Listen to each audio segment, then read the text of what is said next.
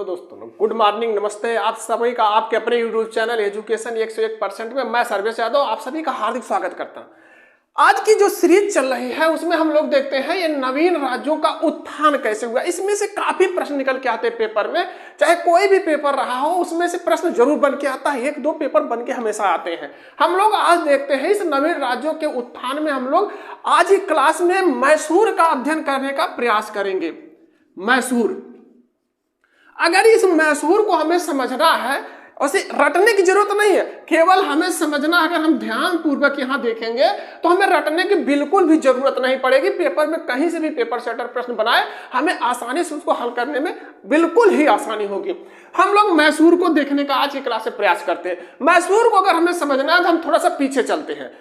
जब दिल्ली में केंद्रीय सत्ता मुगलों के हाथ में थी, दिल्ली में सत्ता किसकी है? मुगल वंश की शासन सत्ता चल रही थी। उस समय दक्षिण भारत में दो प्रमुख राज्य अपने संघर्ष में चरम पर पहुंच चुके थे। कौन कौन से? एक विजयनगर और दूसरा बहमनी राज। इन दोनों के बीच 1565 ईस्वी में एक युद्ध होता है। 1565 ईस्वी में युद्ध होता है, तालीकोटा का युद्ध। जब ये तालीकोटा का युद्ध होता है तो उसमें इस विजयनगर का पतन होता है, और विजयनगर के पतन के बाद दक्षिण भारत में अनेक छोटे छोटे साम्राज्यों का उदय होता है। उन्हीं में से एक था मैसूर। ये जो मैसूर है ये आधुनिक कर्नाटक वाले एरिया में ये अवस्थित था। जब ये 1565 ईस्वी में तालीकोटा के युद्ध के बाद विजयनगर का पतन होता है तो मैसूर एक छोटे से प्रांत के रूप में उभर के आते हैं। इसे वाडियार वंश का शासक था, वाडियार वंश का। उसने इस मैसूर पर स्वतंत्र सत्ता स्थापित की। 18वीं शताब्दी के आसपास, 18वीं शताब्दी के मध्य में, जब 18वीं शताब्दी का मध्य था तो वहां पर एक राजा था इस मैसूर पर, किस वंश का? वाडियार वंश का, चिक्का कृष्णराज। चिक्का कृष्णराज इस पर शासन सत्ता चला रहा था, लेकिन ये बिल्कुल ही अयोग्य शासक था। ये शासन सत्ता चलाने में अक्षम था। इसकी सारी पावर इसके दो प्रमुख मंत्रियों के हाथ में थी। चिक्का कृष्णराज के जो दो मंत्री थे, सारी पावर इन्हीं दोनों मंत्रियों के हाथ में थी। वाडियार वंश का जो शासक चिक्का कृष्णराज था, उसके दो मंत्री कौन थे? एक था नंजराज और दूसरा कौन था? देवराज। अब नंजराज और देवराज दोनों किस पद पर कायम थे? जैसे नंजराज कौन था? ये राजस्व एवं वित्त नियंत्रक था। राजस्व एवं वित्त नियंत्रक ये था। और ये देवराज प्रमुख सेनापति था। अब यही से हम समझ सकते हैं कि ये दोनों व्यक्ति जो थे, एक खजाने का मालिक है, एक व्यक्ति जो है खजाने का मालिक है, और दूसरा कौन सा है? जो प्रमुख सेनापति, अर्थात ये संपूर्ण शक्ति का स्वामी है। अब इन लोगों ने शासन सत्ता अपने हिसाब से चलाना शुरू कर दिया। थोड़े से समय के बाद ये नंजराज जो है मैसूर का सर्वे सर्वा हो गया। ये मैसूर का सर्वे सर्वा हो जाता है। जब ये मैसूर का सर्वे सर्वा होता है तो उसी समय एक ऐसी अद्भुत घटना घटित होती है। घटना क्या थी कि 1722 ईस्वी में एक ऐसे व्यक्तित्व का जन्म होता है जो एक साधारण से परिवार, एक गरीब परिवार में जन्म लेने के बाद भी वो मैसूर का स्वामी बनता है। कौन? हम बात कर रहे हैं हैदर अली की। हैदर अली इस नंजराज की सेना में एक साधारण सैनिक के रूप में भर्ती होता है, लेकिन अपनी युद्ध कुशलता और बुद्धिमत्ता से ये नंजराज को काफी प्रभावित करता है। इससे प्रसन्न होकर नंजराज ने इसे एक प्रमुख पद दे दिया। अब नंजराज इससे इतना प्रभावित हुआ कि उसे एक ऐसे महत्वपूर्ण स्थान का जो है फौजदार नियुक्त कर दिया। कहां का? 1755 ईस्वी में। 1755 ईस्वी में नंजराज ने क्या किया? नंजराज ने इस हैदर अली को डिंडीगुल का जो है फौजदार नियुक्त कर दिया। डिंडीगुल का, जब डिंडीगुल का ये फौजदार नियुक्त होता है तो बस क्या फिर था, ये इतना बुद्धिमान था, इतना समझदार व्यक्ति था कि इसने इस अवसर का लाभ उठाने की सोची। 1755 ईस्वी में जब डिंडीगुल का ये फौजदार नियुक्त होता है, फौजदार नियुक्त होने के बाद इसने क्या देखा कि अगर हमें ज्यादा दिन तक अपने पद पर कायम रहना है, इसकी महत्वाकांक्षा क्या थी? इसकी महत्वाकांक्षा ये थी कि ये सोचता था कि हमें दिन प्रतिदिन नई ऊंचाई को छूना, हमें एक दिन शासक बनना है। तो इसने 1755 ईस्वी में जब नंजराज ने इसे डिंडीगुल का फौजदार नियुक्त कर दिया, तो सबसे पहले इसने क्या किया कि अगर हमें आगे बढ़ना है तो जो हमारी अशिक्षा है इसको दूर करना होगा। तो इसने अपनी अशिक्षा को दूर करने के लिए एक सलाहकार नियुक्त कर दिया, खांडे राव नामक ब्राह्मण को नियुक्त कर दिया। खांडे राव नामक ब्राह्मण जब इसका सलाहकार बनता है तो इसने देखा कि जो हमारी अशिक्षा है अब तो दूर हो जाएगी, एक काम और किया जाए कि जो हमारी सेना है यह पुरानी पद्धति पर कार्य करती है, इसको एक काम किया जाए कि आधुनिक ढंग से इसको प्रशिक्षित किया जाए।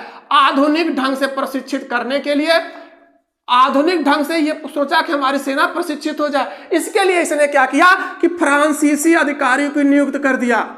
फ्रांसीसी अधिकारियों की सहायता से इसने अपनी सेना को आधुनिक ढंग से प्रशिक्षित किया और इन्हीं फ्रांसीसियों की सहायता से 1755 ईस्वी में इसी डिंडीगुल में इसने आधुनिक शस्त्रागार की स्थापना कर दी। कहां? इसी डिंडीगुल में आधुनिक शस्त्रागार की स्थापना कर दी।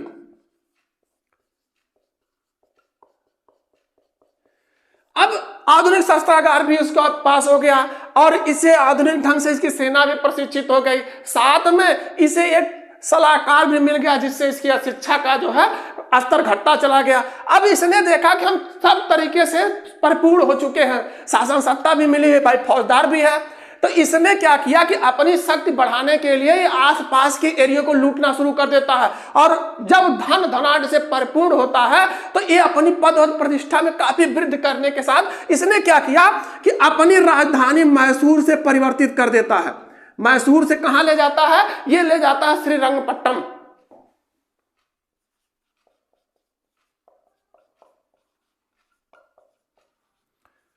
अब इसने अपनी राजधानी मैसूर से श्रीरंगपट्टम स्थानांतरित कर दिया। एक घटना घटती है, घटना घटती क्या है कि 1759 ईस्वी में मराठों ने मैसूर के ऊपर आक्रमण कर दिया। मराठों ने मैसूर के ऊपर आक्रमण कर दिया। जब मैसूर के ऊपर आक्रमण करता है तो मैसूर को यह लगता है कि एक संकट आ गया। किसके ऊपर? मैसूर के ऊपर। लेकिन हैदर अली बिल्कुल भी विचलित नहीं हुआ। हैदर अली ने क्या किया कि इस संकट से उबरने के लिए अपनी बुद्धिमत्ता और साहस का परिचय दिया। इस बुद्धिमत्ता और साहस के साथ मराठों द्वारा उत्पन्न जो परिस्थिति थी उससे आसानी से निपट लिया और इस आसानी से निपटने में जो भी इसने साहस का परिचय दिया उससे नंदराज काफी प्रभावित हुआ। नंदराज इतना प्रभावित हुआ कि उसने हैदर अली को सेनापति का पद दे दिया। अब क्या, जब उसको सेनापति का मिल गया अर्थात पावर भी पूरी तरह से हाथ में आ गई तो इसने अब राजनीति की नई चालें चलना शुरू कर दिया। राजनीति की नई चालें क्या चलना शुरू कर दिया? हैदर अली का जो अभी सलाहकार था, कौन? खांडे राव नामक ब्राह्मण, उसने षड्यंत्र करना शुरू कर दिया। षड्यंत्र कैसा किया कि खांडे राव पहुंचता है राजमाता के पास और राजमाता से कहता है कि अगर ये नंजराज जो अपनी सत्ता कायम करके बैठा है, शासन सत्ता किसकी है? राजमाता से कहता शासन सत्ता आप लोगों की है, तो ये काम क्यों नहीं करते कि इस हैदर अली से आप सहायता ले लीजिए और नंदराज का जो है अंत करवा दीजिए। खांडे राव ने राजमाता को समझाने में सफलता पाई। राजमाता को विश्वास में लेके हैदर अली ने क्या किया कि 1760 ईस्वी के आसपास इसने नंजराज की हत्या कर दी। अब नंजराज की शासन सत्ता जो पावर थी उसका अंत हो जाता है। अब हैदर अली ने क्या देखा कि उसका कोई विरोध करने वाला है ही नहीं, क्योंकि सारी पावर नंदराज के हाथ में थी और नंजराज की हत्या हो चुकी है। तो 1760 ईस्वी में ये स्वयं मैसूर का शासक बन जाता है। मैसूर का शासक कौन बन गया? अब मैसूर का शासक हो गया हैदर अली। देखिए, एक छोटे से पद से उभरता हुआ व्यक्तित्व अब मैसूर का शासक बन चुका। ये इतना प्रभावशाली, इतना समझदार व्यक्ति था कि हम कह सकते हैं कि दक्कन में एक भारतीय ताकत यही थी जिसने अंग्रेजों को पराजित किया था। अंग्रेजों की उसमें तूती बोलती थी, लेकिन यही हैदर अली दक्कन का एक ऐसा व्यक्तित्व था जिसने अंग्रेजों को बुरी तरह से पराजित किया था। अभी जब हम लोग आगे देखेंगे कि जब आंग्ल मैसूर युद्ध होता है तो उसमें हैदर अली ने अंग्रेजों को पराजित किया था, लेकिन द्वितीय आंग्ल मैसूर युद्ध में यह घायल होता है। पोर्टो नोवा का एक युद्ध होता है, उसमें घायल होता है और 7 दिसंबर 1782 ईस्वी को इसकी मृत्यु हो जाती है। हैदर अली की मृत्यु के बाद उसका पुत्र टीपू जो है मैसूर का शासक बनता है। टीपू मैसूर का शासक बन गया। कब बना? 1782 ईस्वी में। 1782 ईस्वी में जब टीपू मैसूर का शासक बनता है तो इसने क्या किया, अपनी राजधानी जो इसकी थी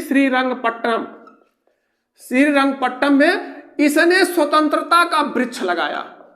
यहां से कई बार पेपर में प्रश्न निकल के आया है कि स्वतंत्रता का वृक्ष किसने लगाया था, तो टीपू जो मैसूर का शासक था, हैदर अली की मृत्यु के बाद ये शासक होता मैसूर का, तो इसने अपनी राजधानी में, जो राजधानी इसकी कहां थी, श्रीरंगपट्टम, वहां पे स्वतंत्रता का वृक्ष लगाया। और इसने क्या किया, 1787 ईस्वी में स्वयं को ये बादशाह घोषित करता है। अभी तक ये लोग केवल शासक थे और जब 1787 ईस्वी आता है तो टीपू ने स्वयं को बादशाह घोषित कर दिया। यहां एक अंग्रेज था, टीपू नई नई योजनाओं के साथ कार्य करने वाला था, तो एक अंग्रेज था थॉमस मुनरो, उसने कहा कि टीपू नई रीत चलने वाली अशांत आत्मा है, अर्थात कभी भी ये स्वयं को संतुष्ट नहीं करता था, नई नई योजनाओं के साथ नई नई चीजें ये क्रियान्वित करता था। इसलिए इसको कहा थॉमस मुनरो ने कि टीपू नई रीत चलने वाला अशांत आत्मा है। चौथा आंग्ल मैसूर युद्ध जब होता है तो 1799 ईस्वी में इसकी मृत्यु हो जाती है।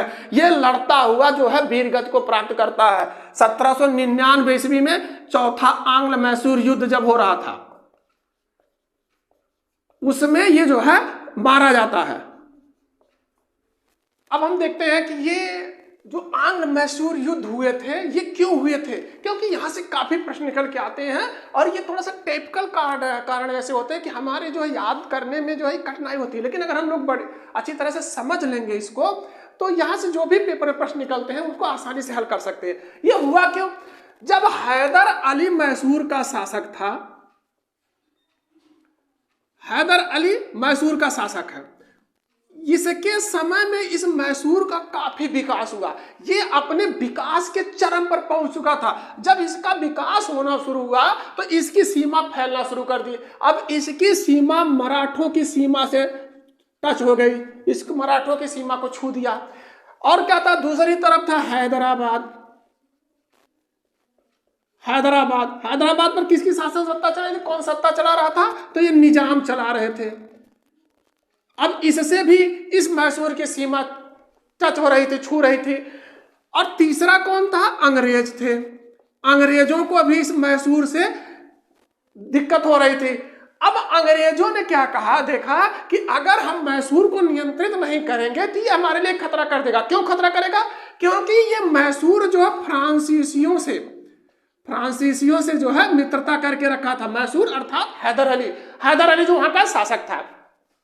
अब अंग्रेजों ने सोचा कि अगर हम इससे अकेले भिड़ते हैं तो ये दिक्कत पैदा कर देगा, इसलिए इसने क्या योजना बनाई कि ये पहुंचता मराठों और हैदराबाद के निजाम के पास और इनसे ये कहता है कि अगर इस हैदर अली को नियंत्रित नहीं किया गया तो एक दिन ये खतरा पैदा करेगा, आप लोगों की भी शासन सत्ता चले जाएगी और साथ में जो है यहाँ पर जो भी शासन सत्ताएं चल रही हैं सब खत्म कर देगा, तहस नहस कर देगा हैदर अली। इन तरीके से इन लोगों ने, अंग्रेजों ने क्या किया, मराठा और हैदराबाद को जो है भड़काया। क्योंकि हैदराबाद और मराठा खुद ही सशंकित थे कि हैदर अली इतनी शक्ति इसका विकसित हो रहा है कि किसी न दिन हमारे लिए खतरा पैदा करेगा। अब इन सब चीजों को अंग्रेजों को भड़काने के बाद यहां से एक युद्ध असंभावी हो गया। अब युद्ध एकदम प्रबल हो गया कि हमें हैदर अली अर्थात मैसूर को नियंत्रित करना है। इस तरीके से इनके बीच युद्ध शुरू हो जाता है। इस युद्ध को क्या कहते हैं, आंग्ल मैसूर युद्ध। आंग्ल मैसूर युद्ध कहते हैं। ये कुल कितने हुए, ये 4 आंग्ल मैसूर युद्ध हुए। कुल 4 आंग्ल मैसूर युद्ध हुए। इन आंग्ल मैसूर युद्ध से काफी प्रश्न पेपर में निकल के आते हैं। हम लोग एक एक करके देखते हैं कि क्या कारण ऐसे रहे कि जो एक युद्ध खत्म होने के बाद पुनः दूसरा युद्ध शुरू हो जाता था। तो हम लोग देखते हैं कि आंग्ल मैसूर युद्ध के क्या कारण थे। 1767-1769 ईस्वी में प्रथम आंग्ल मैसूर युद्ध,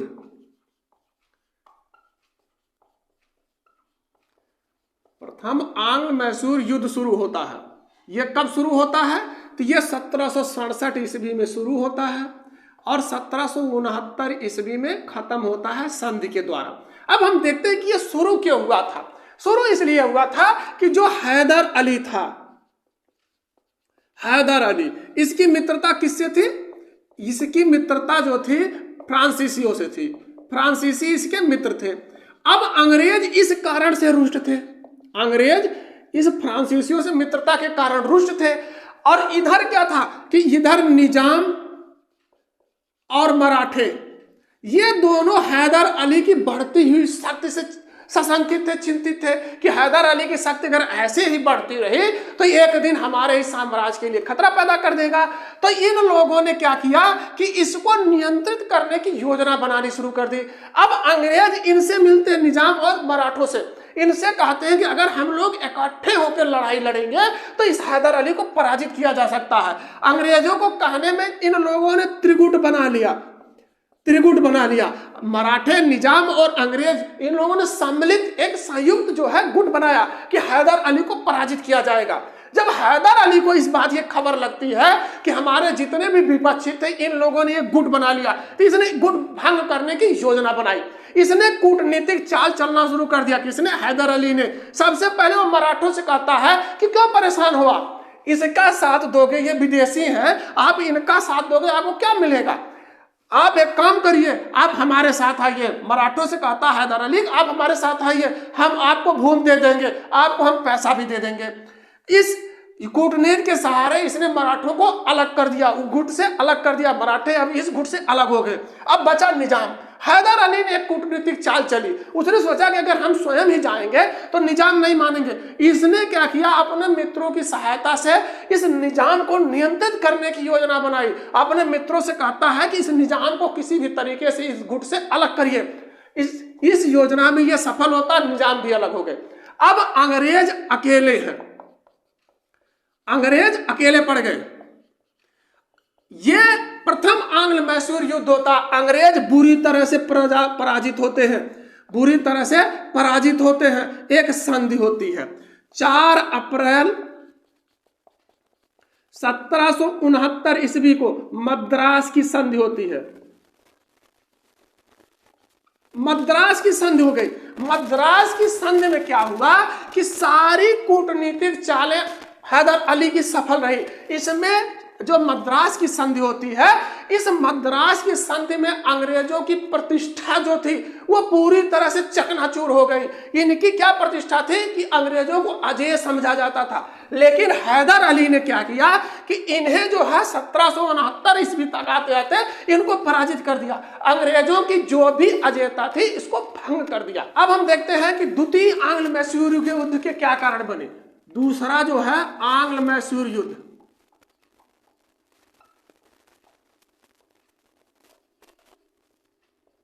द्वितीय आंग्ल मैसूर युद्ध हुआ कब? यह 1780 ईस्वी में शुरू होता है। यह चलता कब तक है? 1784 ईस्वी तक। हम देखते हैं कि यह शुरू क्यों हुआ।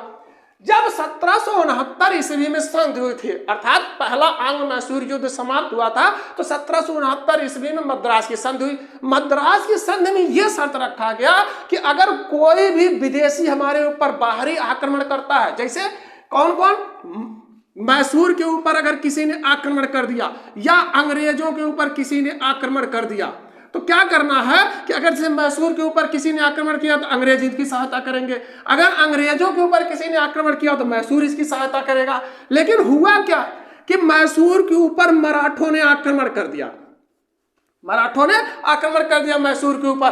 अंग्रेजों ने इसकी कोई भी सहायता नहीं की। अब इससे जो हैदर अली था वो काफी नाराज था कि भाई हमारी जो संधि हुई है, संधि का आपने उल्लंघन किया। और दूसरी तरफ क्या था कि अंग्रेजों की नीतियों से मराठे और निजाम मराठे और निजाम दोनों असंतुष्ट थे। इनकी जो भी नीति थी उससे ये दोनों नाराज थे। अब हैदर अली ने क्या किया कि मराठे भी नाराज हैं, निजाम भी नाराज है, और इधर मैसूर के ऊपर जब मराठों ने आक्रमण किया तो अंग्रेजों ने सहायता नहीं किया, इसलिए हैदर अली भी नाराज था। अब अंग्रेजों ने क्या किया कि एक माही बंदरगाह था, इस पर अंग्रेजों ने आक्रमण कर दिया। ये माही बंदरगाह फ्रांसीसियों के अंदर अधीनस्थ था। वहां से फ्रांसीसियों का जो है व्यापार जाता था, व्यापार जो भी होते थे विदेश माल वाल जाते थे इसी बंदरगाह से जाते थे। अब अंग्रेजों ने माहे पर आक्रमण कर दिया। ये खबर जब मैसूर में हैदर अली को मिलती है तो हैदर अली क्रुद्ध हो जाता है। उसने क्या कहा कि अंग्रेजों के ऊपर आक्रमण करो, लेकिन उसने क्या देखा कि मराठे और निजाम दोनों असंतुष्ट है। इसने मराठों और निजाम को अपनी तरफ मिला लिया और एक गुट बना लिया, अर्थात पुनः त्रिगुट बन गया। लेकिन जब इस बात की खबर अंग्रेजों को लगती है कि भाई एक गुट बन गया, जो पहले हमने बनाया था अब उसने हैदर अली ने बना लिया, तो अंग्रेज कहते हैं कि जब हैदर अली अपनी कूटनीतिक चाल से इस गुट को भंग कर सकता है तो हम लोग भी इसको भंग करेंगे। अंग्रेजों ने भी कूटनीतिक चाल चलना शुरू कर दिया और इस गुट को भंग करने में सफलता पाई। अब गवर्नर जनरल वारेन हेस्टिंग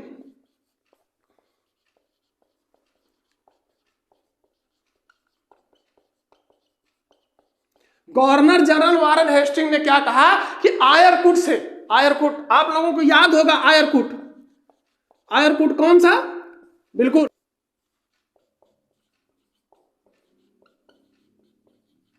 बिल्कुल वांडी आवास वाला वही है आयरकुट। अब आयरकुट और हैदर अली के बीच पोर्टो नोवा का युद्ध होता है। इस पोर्टो नोवा के युद्ध में हैदर अली घायल हो गया और इसे 7 दिसंबर 1782 ईस्वी को मृत्यु को प्राप्त करता है। अब जब यह 7 दिसंबर 1782 ईस्वी को यह मर जाता है तो इसके बाद टीपू, इसका पुत्र टीपू शासक होता है। मैसूर का शासक टीपू हो गया। टीपू ने युद्ध को चालू रखने की योजना बनाई और टीपू ने क्या किया कि अंग्रेजों से भरपूर टक्कर लिया। अंततः एक संधि होती है, 1784 ईस्वी में संधि होती है। कौन? मंगलौर की संधि। जब ये मंगलौर की संधि होती है तो इसमें इसकी जो नीतियां थी उसको सफल करने में किसकी सहायता करता है, या यूं पेपर में प्रश्न पूछता है कि 1784 ईस्वी में जो मंगलौर की संधि हुई थी तो उसकी नीति अर्थात उसमें जो अंग्रेजों की तरफ से था कौन हस्ताक्षर किया था? तो लॉर्ड मैकार्टनी।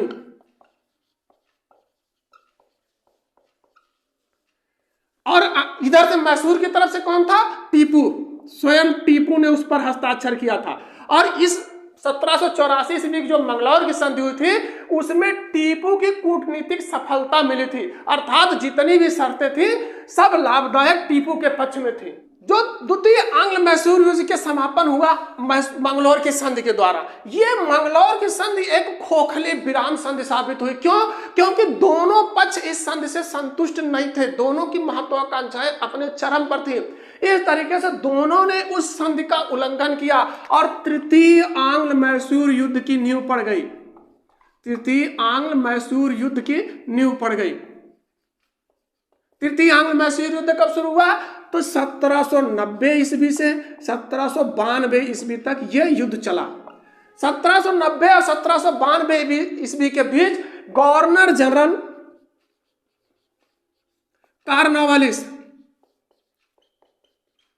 कार्नवालिस ने क्या कर देखा कि ये बार बार के जो युद्ध हैं ये नुकसान कर रहे हैं, एक काम किया जाए कि मैं स्वयं सेनापति का कार्य करता हूं। अर्थात इसने बागडोर स्वयं संभाल ली, सेना की बागडोर कार्नवालिस स्वयं संभालता है। और इसने क्या किया? कूटनीतिक चाल के द्वारा निजाम और मराठों को अपनी तरफ मिला लिया।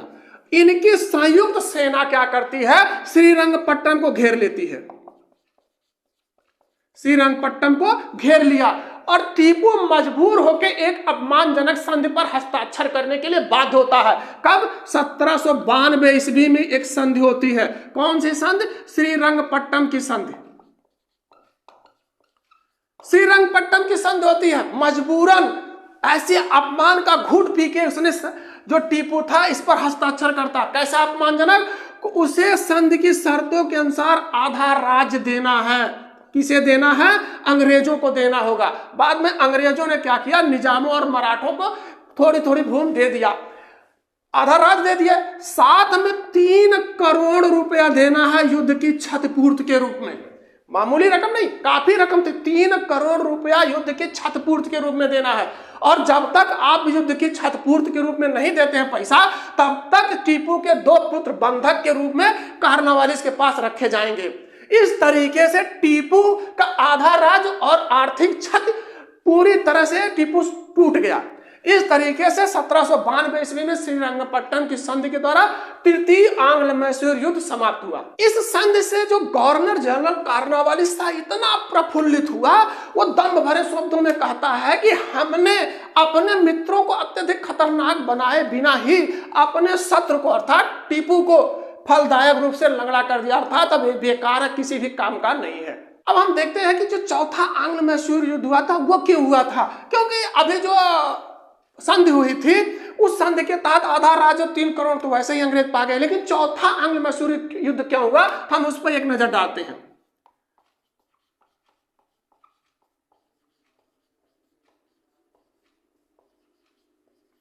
चौथा मैसूर आंग्ल युद्ध 1799 ईस्वी में शुरू होता है और 1799 ईस्वी में ये समाप्त हो जाता है। ये शुरू कैसे होता है, तो 1799 ईस्वी में गवर्नर जनरल के पद पर बेलजली स्थापित होते हैं।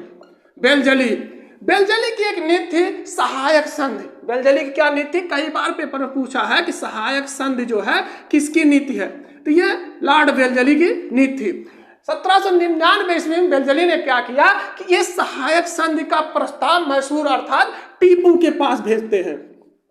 जब ये सहायक संधि का प्रस्ताव टीपू के पास पहुंचता है तो टीपू नाराज हो जाता है। वो कहता है कि हमारी स्थिति ऐसी नहीं आई कि हम आपकी सहायक संधि स्वीकार कर ले। जब इस बात की खबर बेलजली को मिलती है तो बेलजली क्रुद्ध हो जाता है। बेलजली नाराज होकर जो है मैसूर के ऊपर आक्रमण कर देता है। मैसूर के ऊपर आक्रमण करता है और भयानक युद्ध होता है। अंततः 1799 ईस्वी में श्रीरंगपट्टम में लड़ते हुए टीपू मारा जाता है। टीपू मार दिया गया और इस टीपू के परिवार को बेल्लौर में कैद कर दिया जाता है। बेल्लौर में कैद कर दिया गया टीपू के परिवार को और इस मैसूर पर जो है पुनः वाडियार वंश की शासन सत्ता कायम कर दी जाती है।